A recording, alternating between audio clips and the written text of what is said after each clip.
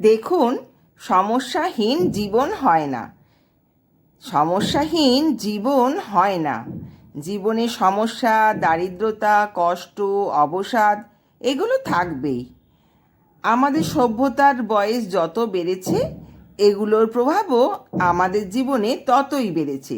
তাই এগুলো থেকে পালিয়ে বাঁচা সম্ভব নয়।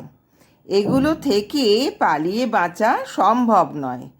এগুলো আমাদের সঙ্গে থাকুক না, হোক না মন খারাপ, থাকুক সমস্যা, একদিন না একদিন সেগুলো নিশ্চয়ই মিটে যাবে।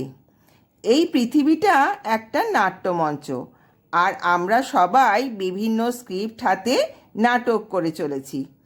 আপনার জীবনের এই স্ক্রিপ্টটা আপনার জন্যই লেখা হয়েছে, তা সুখের পাঠ হোক বা দুঃখের পাঠ।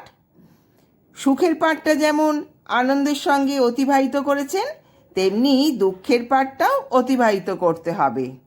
নাটক শেষ হওয়ার আগে কখনোই স্টেজ ছাড়বেন না।